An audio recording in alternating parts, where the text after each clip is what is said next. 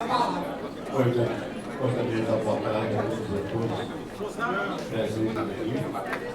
Eu escuto os 30 minutos. Quero também polemizar um pouquinho mais. E vou tentar trabalhar de uma maneira mais pragmática, a partir de algo de que a sociedade de Salvador tem disposição e não está utilizando de maneira adequada. Aí eu estou inserindo na sociedade do público também, que é o capítulo de saneamento do atual Plano Diretor de Desenvolvimento Urbano, que foi instituído pela Lei 7.400 de 20 de fevereiro de 2008. Eu me lembro de que, na época, em cima das pressões da gente para o debate público, eu estava ministrando uma disciplina no mestrado de Engenharia Ambiental Urbana da Escola Politécnica, denominado Saneamento Ambiental e Saúde, e eu propus para a turma, se a turma de estudantes, 15 profissionais, de diferentes áreas, não só engenheiro, se eles topariam trabalhar durante 2 meses no anteprojeto do PDTU, nas temáticas de recursos hídricos. Eu detesto utilizar essa palavra, eu utilizo sempre água, daí eu tenho proposto no projeto de lei não dá para áreas, no conforto ambiental, que aqui nós vamos ter especialistas trabalhando nessa temática, no saneamento e na relação do saneamento com a saúde. A turma tocou a parada, trabalhamos, produzimos um documento, assinamos 15 alunos de mestrado e eu, e fomos à audiência pública no Salão Nobre da Reitoria da UFMA, audiência do Canela, foi realizado lá no sábado de manhã. Nos inscrevemos, tivemos 3 minutos, fizemos a apresentação e eu fui até a presidência da mesa, que era o procurador do município, a secretária de Planejamento dele, e entreguei para eles. Se fazia o debate em bloco de 5, a secretária ela respondia de 5 em 5 e Fernando Teixeira, o colega Fernando Teixeira, funcionário da prefeitura, dava apoio técnico para ela, sentado na mesa também. E aí, na hora da resposta, já que tinha entregue o documento, ela passou para ele, bateu o olho e colocou para ela de que poderia responder para mim e os estudantes do mestrado de que todo 90% das emendas propostas estavam acatadas. Isso foi num sábado.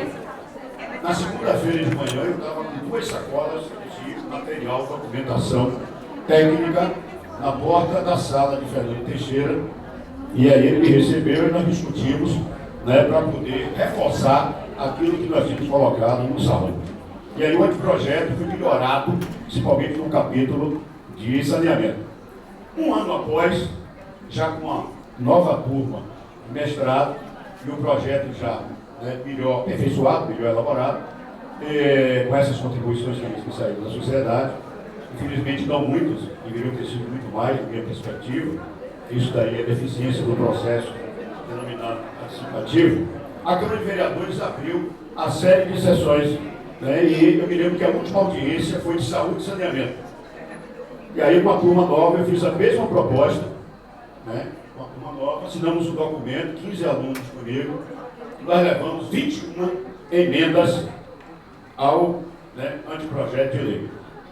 E aí, na sessão da Câmara, era o vereador Beto Carvalho, que estava presidindo a sessão, ele me deu 5 minutos para falar, eu consegui estender e falar 15, e aí depois vim à mesa, entreguei para ele, sentei no plenário, e quando ele foi responder, ele falou assim: professor, só um Edil que pode encaminhar a proposta, e amanhã é o último dia. E eu já bati o olho aqui, todas as 21 emendas que os senhores estudantes do mercado fizeram serão por mim incorporadas. E todas elas foram incorporadas e foram aprovadas. Então, Salvador, no capítulo do PDTU, de saneamento, Salvador é um dos municípios capitais do Brasil, que na Lei 7.400, de 20 de fevereiro de 2008, PDTU atual, Salvador tem em conteúdo uma das melhores propostas. Quando eu transito São Paulo, Rio de Janeiro, Belo Horizonte, Porto Alegre, os colegas de lá ficam impressionados como é que a gente conseguiu, no plano diretor daqui, colocar um capítulo de saneamento aqui, com o conteúdo que ele tem. Só que nada do que está colocado lá foi implementado. Nada!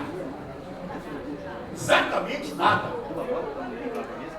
E quando eu fui convidado, né, o Tânis Confio, como, né, um dos atores contemplados para a entrevista com ela e um assessor dela urbanista, de 1 hora, eu acabei levando 2, entrevista gravada, depois transferida, depois devolvida, validada por mim, para poder retornar para eles colocarem no site do Salvador 500. Eu levei para ela uma cópia e coloquei para ela de que nada do que está no capítulo de saneamento do PDTU pode retroceder. Nada pode retroceder. Tem que ser dali para frente. Nós, enquanto sociedade, não podemos admitir nenhum retrocesso. Nenhum retrocesso está colocado ali. E aí me permitam, antes de entrar no capítulo de saneamento, passar rapidamente pelo artigo 19 do projeto de lei do plano, que trata, é o título 4, Meio Ambiente, capítulo 2, das diretrizes específicas, seção 1, que eu propus a mudança e foi incorporado no projeto de lei pelo Executivo, das águas urbanas. Tirei recursos hídricos. Recursos hídricos já traz o viés de usar a água como um bem econômico, um valor econômico. Tanto de que hoje na Escola Politécnica nós temos um novo mestrado denominado Meio Ambiente, vírgula, Águas e Saneamento. Não é denominado recursos hídricos. Bom, o capítulo, ele tem um capítulo interessante. Ele tem um artigo apenas, que é o artigo 19, com 8 incisos.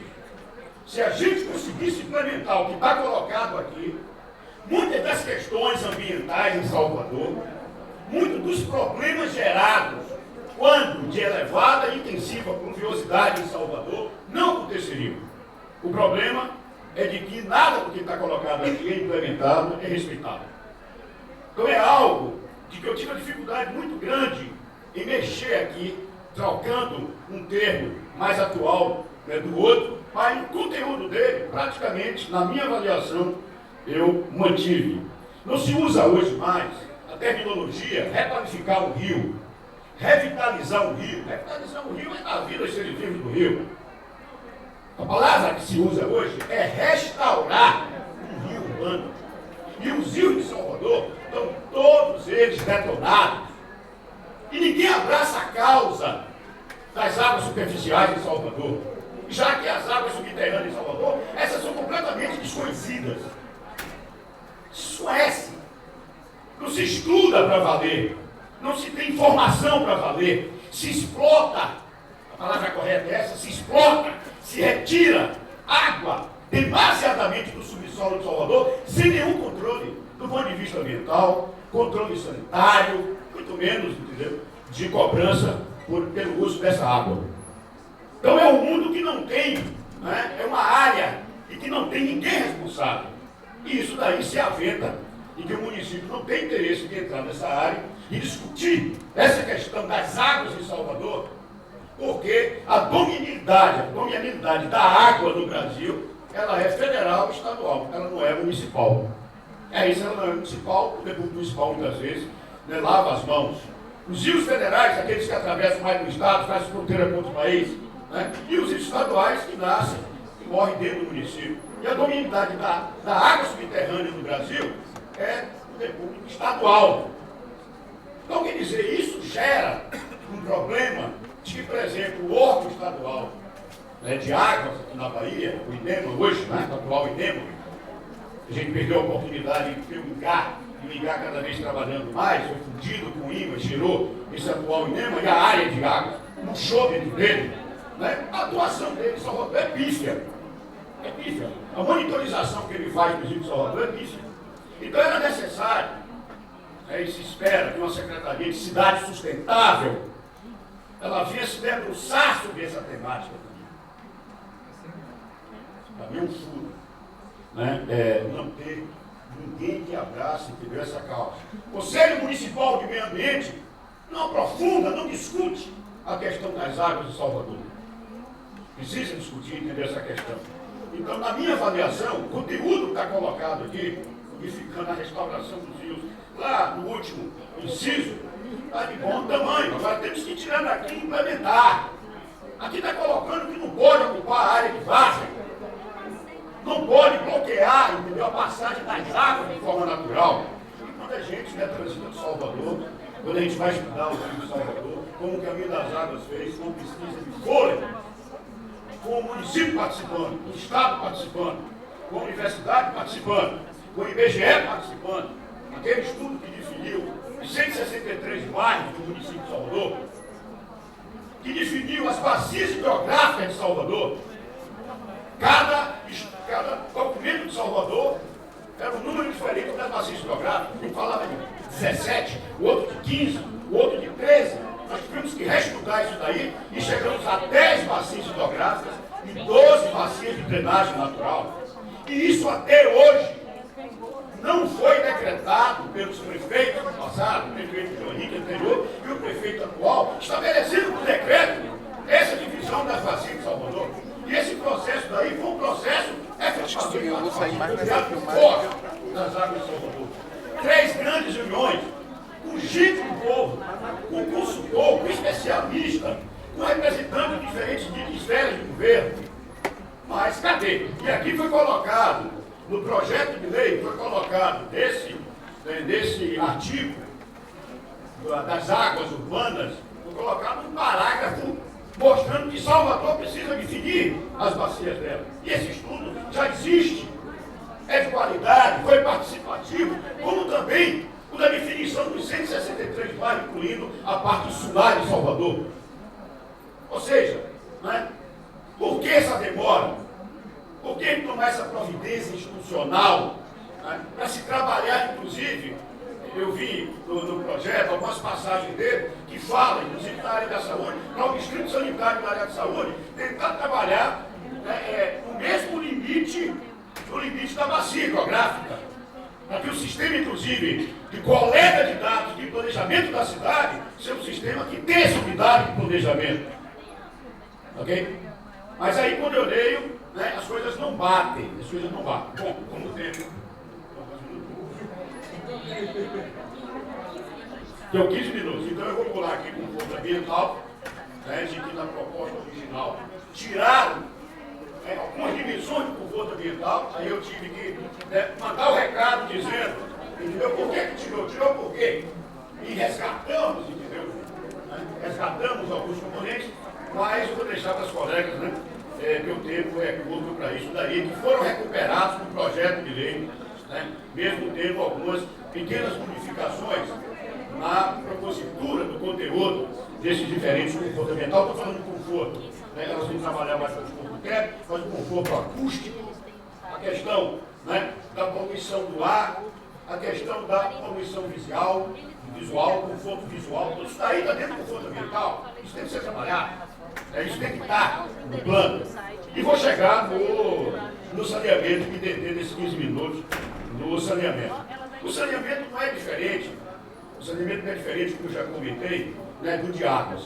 Então, a contribuição que eu dei foi melhorar o que está no plano, entendeu, atual, foi tentar fazer algumas inserções.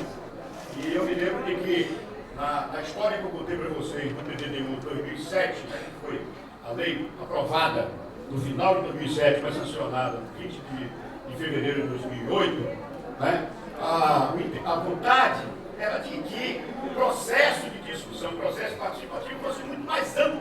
Mas o que a gente conseguiu foi em 2 audiências públicas, com a proposta delineada por 15 estudantes de mestrado comigo, e lá fazer a disputa dessas propostas.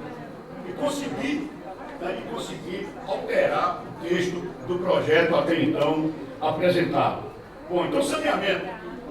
Me permitam, artigo 89, que é o primeiro, né? Artigo 89, ele fala: o município instituirá política municipal de saneamento básico, que contemple os princípios, aí traz todos os princípios extremamente avançados, Agora a gente conseguiu colocar mais um princípio aqui, que está incorporado no projeto de lei, que é a questão do olhar ao uso descomedido da água que a gente faz, desperdício de água e a perda de água pelo operador, que tem que tomar vergonha na cara, melhorar a qualidade do seu serviço, operar de maneira melhor, para reduzir a perda de água em Salvador. Dezembro de 2014, Salvador perdeu 48,82% de água. Perdas físicas e perdas aparentes, perdas comerciais. Ou seja, quase a metade da água produzida para Salvador. E a gente muitas vezes fica aventando, na entrevista para a Tânia Sofia, que está colocado lá, os mananciais próximos de Salvador, a estupidez que o homem fez para Salvador, em face do modelo de crescimento econômico da gente, em face da preponderância do capital, de trazer Pedra do Cavalo, Rio Paraguaçu, para abastecer Salvador, uma região que tem uma pluviosidade média anual de 850 milímetros, para uma cidade que tem uma pluviosidade anual de 2 mil milímetros, mais do dobro do que tem lá. Tirar água que não tem, para trazer água onde tem abundância. A Odebrecht tinha que estar no circuito das construtoras de grande barragem, deixou para a gente, a Conforata está ali atrás, foi companheiro de luta no período, fizemos um seminário no Centro de Convenções, já no governo do atual vereador, do então governador Valmir Pires, para tentar mostrar o que significava aquilo, 1,1 bilhão de dólares que a sociedade vai pagar, e está pagando e vai continuar a pagar, para fazer essa brincadeira de trazer água de lá, entendeu, para cá. Agora, a Embasa sinaliza que já tomou uma decisão que não vai fazer a segunda doutora de Pedra do Cavalo para cá, e vai utilizar a racionalidade que é o Cojuca, que está aqui próximo da gente, que com a barragem da Pecerica alimentaria Santa Helena, no Rio Jacuípe, e daí os Joanes. Uma racionalidade muito maior e um custo muito menor ambiental, energético, financeiro, econômico financeiro. Nós dizemos essa estupidez. Então, produção de água de Salvador, quantidade de água de Salvador, a gente tem que abastecer a população de Salvador super bem. Agora a gente não pode abastecer nesse nível de perda de água no sistema de abastecimento de água de Salvador. E aí, quando a gente olha do ponto de vista institucional, o que é que tem no poder público municipal na área de saneamento? Nada de estrutura organizacional, nada. Quem é que abraça a limpeza, resíduos sólidos? Quem é que abraça a drenagem para valer o manejo, a drenagem e o manejo de águas pluviais? A antiga SUMAC, que deu da vida. Salvador não tem um bairro de Salvador que tem um cadastro do sistema de drenagem. Então a terceira maior cidade do Brasil de população não tem um cadastro. Quando o Renato Mãozinha faleceu, engenheiro funcionário da prefeitura, morreu com ele a memória viva do cadastro de drenagem de Salvador. Água, esgoto, a Embasa está dando show de bola no cadastro. Tudo no computador, geoprocessado, excepcional. Eu estou dizendo isso porque nós convidamos a Embasa com um projeto que está sendo desenvolvido na Escola de Administração, os colegas também participam, Universidade Federal da Bahia, diversas unidades dela, arquitetura, engenharia, administração, nutrição, medicina, por aí lá vai, a UFS, a UNEB, a Prefeitura de Salvador com a CECIS, a Embasa, que a gente puxou, e o IBGE, trabalhando qualidade ambiental urbana de Salvador, quase Salvador no meio do projeto, para a partir daí desenvolver um sistema de indicadores ambientais para a cidade de Salvador. Okay? Essa é a proposta. E aí, quando a gente trouxe a Embasa, solicitando a ela os dados sobre água e esgoto, que é o que ela entende, a gente não tinha o conhecimento de que já estava praticamente quase que a totalidade da cidade geoprocessada, rede de água lançada, rede de esgoto, irrigações de água, economia de água, economia de esgoto, ou seja, todo o sistema geoprocessado. E aí o esforço agora vai ser colocar a prefeitura em contato com eles para poder a área de drenagem de águas pluviais fazer a mesma coisa, pedindo inclusive um apoio, entendeu? Técnico que eles montaram lá de dentro, com programas que são programas, entendeu? Softwares que são abertos. Então o esforço excepcional de quem tem a gente tinha conhecimento que eles já estavam nesse patamar. Então aqui estabelece o município uma política municipal de serviço básico. Lá, promulgado em 20 de fevereiro de 2008, até hoje, Salvador não tem instituída por lei uma política municipal Municipal de Saneamento Básico, a lei nacional, a lei 11.445, de 5 de janeiro de 2007, que institui as diretrizes nacionais para o saneamento básico e para a política federal de saneamento básico, política só da União, mas as diretrizes são válidas para todos os entes federados. Essa lei, né, ela estabelece que o município deve ter uma política estabelecida, instituída, e um plano municipal de saneamento básico, que é o instrumento de planejamento na área de saneamento básico, está aqui no PDBU.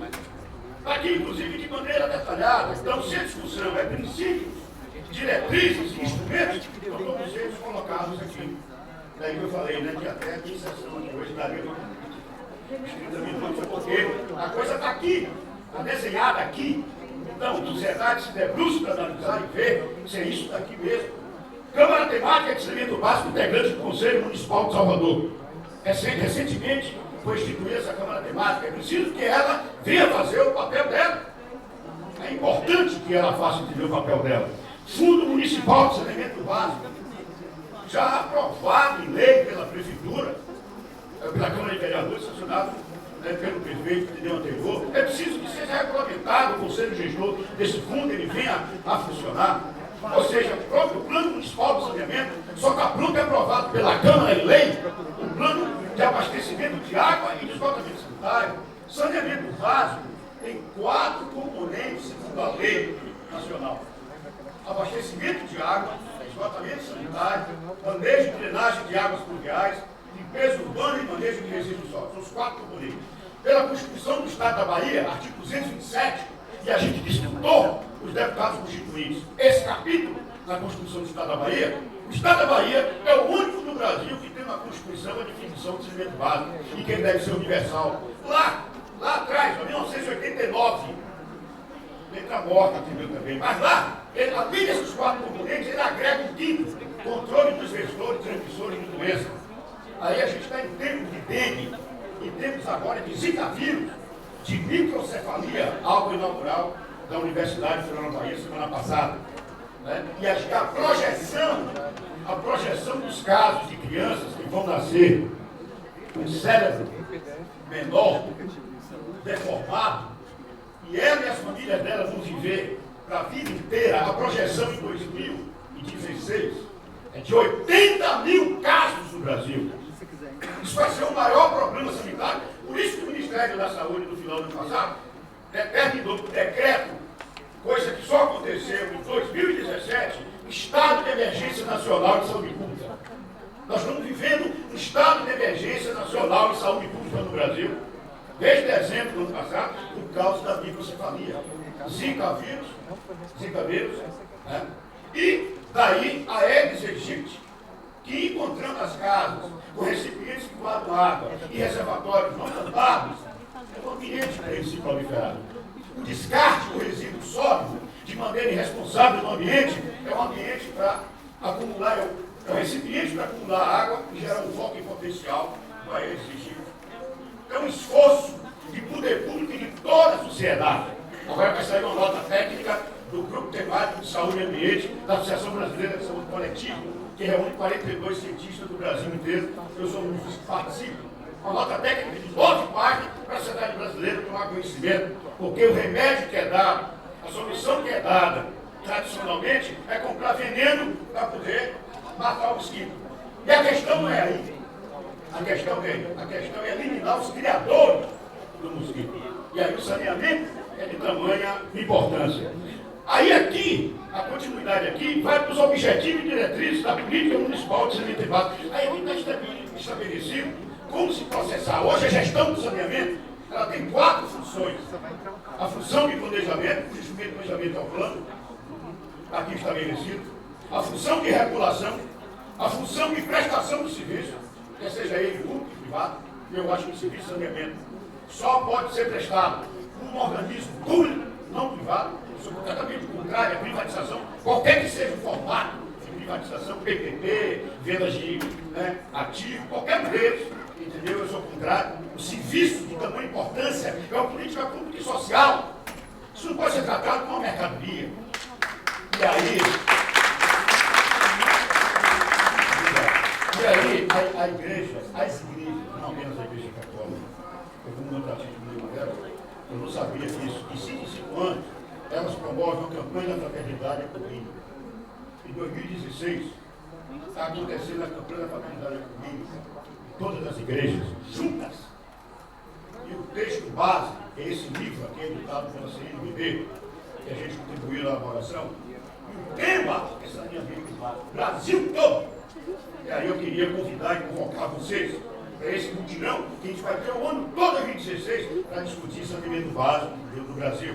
Um Brasil que tem hoje um marco legal, um Brasil que tem hoje uma Secretaria Nacional de Saneamento Ambiental, Ministério da Cidade, Direito de Saneamento, um Brasil que tem hoje um Plano Nacional de Saneamento Básico, que começou a vigir em 2014 e tem vigência de 20 anos, 2033, com investimentos projetados de 508,45 bilhões de reais, que dá uma média de 20 bilhões de reais por ano.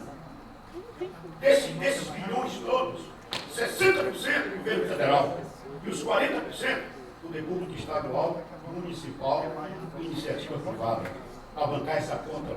E em tempo de crise, é cortar os recursos para o saneamento. 98,5% da população de Salvador está ligada à rede pública de abastecimento de água. 82% da população de Salvador está ligada à rede pública de coleta de esgotamento sanitário. Embora a gente tenha muitos pontos críticos que não fazem interligação da rede de esgoto e os interceptores a chegar à disposição do sistema de disposição final, porque a drenagem não está resolvida. E aí esses esgotos coletados são transportados e lançados no rio. Daí então o porquê os rios de Salvador ainda estarem praticamente todos eles poluídos. O manejo de resíduos sólidos, qual o modelo que a gente quer? Esse modelo privatista colocado aí, da iniciativa privada, explorar o negócio do lixo completamente. Eu acho que hoje o prefeito já está aí com o orçamento anual dos 400 milhões, ou mais por ano, só para a questão do manejo dos resíduos sólidos, em que a gente tem um marco legal nacional, um marco legal estadual, e a própria Lei Municipal da Política de Meio Ambiente e Desenvolvimento Sustentável, que tem lá uma série de artigos no capítulo sobre resíduos sólidos, que a lógica hoje é não gerar o resíduo, minimizar a geração nessa hierarquia, reutilizar o resíduo na forma dele, reprocessar ele, que as pessoas conhecem como reciclagem, tratar o que não pode, e nessas fases anteriores, e dispor finalmente de maneira adequada ambientalmente apenas os rejeitos que a gente tem aterro para entulho, material da construção civil, que deveria estar sendo reprocessado e reintegrado ao ambiente. Muda a lógica do Brasil, óbvio, de que a lei é extremamente nova, a Lei 2.305, de 2 de agosto de 2010, Política Nacional de Resíduos Sólidos, a daqui da Bahia de janeiro do ano passado, a lei daqui, e a gente vai ter que trabalhar muito para implementar, e a municipal mais recente, a gente de setembro do ano passado, a gente vai ter que trabalhar muito para implementar, entendeu? Essa forma, esse novo paradigma do manejo dos resíduos sólidos. E vamos encontrar de cara quem ganha dinheiro com resíduos sólidos se opondo à implementação dessa lei. Isso daí é claro. E o manejo das águas pluviais. Todos esses 4 componentes do saneamento básico, todos eles estão aqui estabelecidos, diversas diretrizes aplicáveis a Salvador e diretrizes avançadas, que já estavam no plano anterior e que a gente apenas atualizou, inseriu mais algumas questões interessantes para poder fechar. Então, a minha fala para vocês é que a gente tem que, nessa discussão também, pensar no que fazer para, e já foi colocado aqui pela para a implementação, para não virar mais uma lei morta, como está sendo no capítulo de saneamento até agora. Desculpe, te agradeço.